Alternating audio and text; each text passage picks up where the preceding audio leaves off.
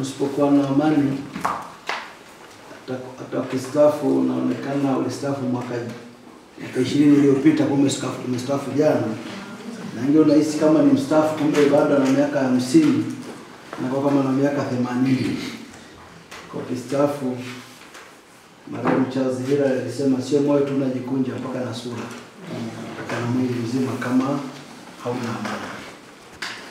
Na mimi labda niseme mawili kabla sijaingia kwenye somo langu kwamba mlinzi wa amani yako ni wewe mwenyewe. Hakuna mtu atakaye kukuletea amani, yani wewe itafute na uilinde. Mimi nasema kuna wengine duniani wana sifa ya kuitwa afisa makwazo. Yani asipokukwaza hana furaha. Furaha yake ni kukukwaza na kuona unaponuna na kukasirika, ila unafurahi. Kwa ukiwa ni mtu mwepesi wa kukwazika, Baba amesema yeye atakuwa nakula na kunywa kule, wewe unaumia. Basi nashukuru sana, naomba tuanze somo langu, ni somo la uchokozi. Na baba yetu msimamizi wa kipindi chetu Mashembe anasema hii ni washa. Washa maana yake sio kukuna, ni kuwasha. Kwa hiyo unaondoka na washa. Kuna maandalizi ya kiafya. Kitaalamu wanasema umri unapozidi kuwa mkubwa, kinga za mwili zinashuka. Na ndio maana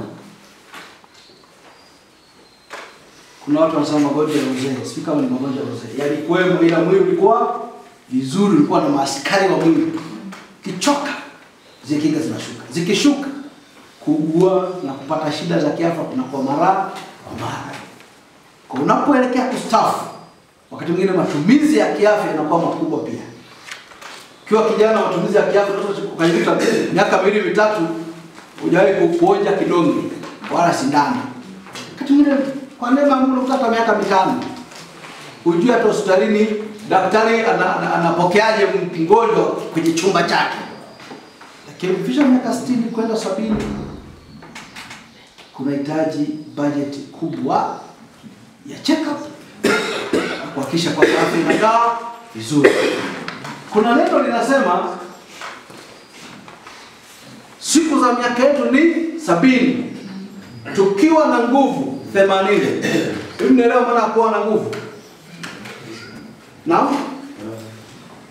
Atuelewe, uchumi kwa vizuri utaishi miaka mingi zaidi.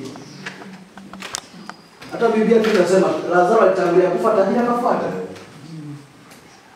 Kwa sababu kuna wakati haufi kwa sababu umri umefika au muda wa kufa umefika. Unakufa kwa sababu umekosa huduma muhimu.